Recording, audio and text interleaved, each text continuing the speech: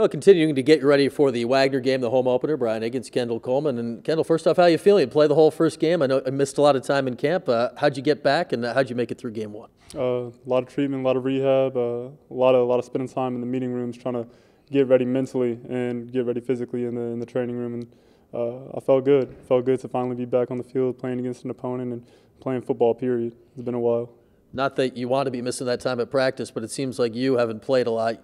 Are probably better equipped, right, to make use of that mental reps and the mental time than maybe younger players would be. Definitely.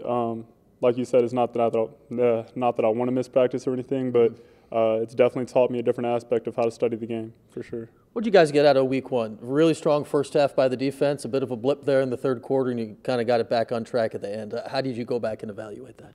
I mean, there's a couple ways to look at it. One way is to look at it is that we did have a strong defensive presence, and we let that go, and that's something that we can't have going on with later competition because other teams will be able to better take advantage of that.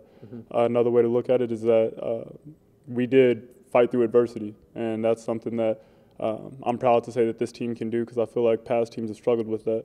And so I think that that first game, although there was some struggles, it showed a lot of growth too. How much do you guys on defense feed off what Eric Dungy's doing with you on offense? Definitely feed a lot. The longer the offense is out there, the more time defense is on the bench hanging out. So it's nice for us when Eric or Tommy or whoever's out there is able to move the offense up and down the field.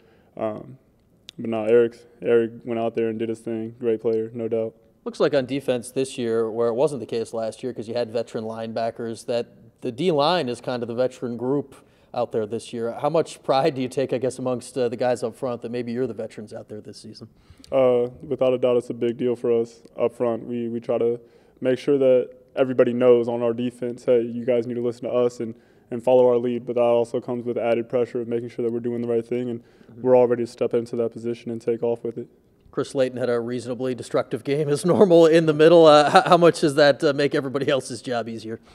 10 times. I can't even explain how much it makes my job, and like you said, the rest of the defense too. Chris Layton is just a freak of an athlete, a freak of a player, and so when he flips that switch, puts his helmet on, and goes out there with the mindset to just destroy anything in his path, it's a whole different game for everybody. Take me to the young guys behind. A freshman like Andre Cisco's out there starting. We saw Trill Williams get time. Linebackers that haven't necessarily played a lot. Where's the growth in that group that we can see as quickly as week 1 to week 2 this season?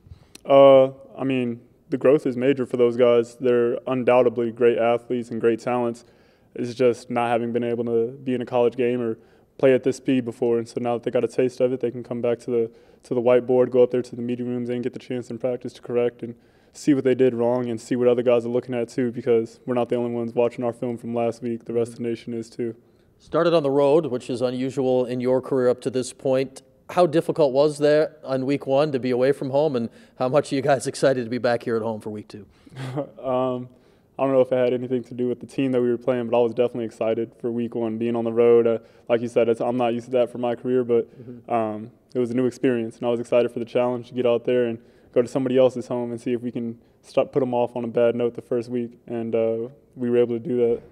For you, that was almost a home game because originally that's where you're going. Was that kind of weird being at the place you thought you were going to be at, or what was the emotion like for you last week? Yeah, it was definitely a little odd walking out of the tunnel and taking steps on that field and looking around at the stadium after I'd kind of done that and been there so many times before. But like I said, it was an exciting moment for me to go back and kind of show my talents on the field that I thought I'd be playing a lot of games on. All right, Kendall, let's wrap up on this idea. Carrier Dome this week, the building you do call home in your college career. What will this week be like being in there for the first time?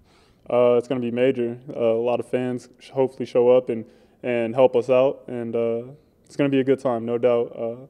The noise and the impact that the Dome has on other teams is something you can't practice for, you can't match, you can't even try to simulate. So we definitely got the advantage on that, and I'm excited to see what we can do with it. All right, Kendall, keep it going. We'll see you out there this week. For sure. Thank you. Kendall Coleman, we'll see him out there against Wagner this Saturday.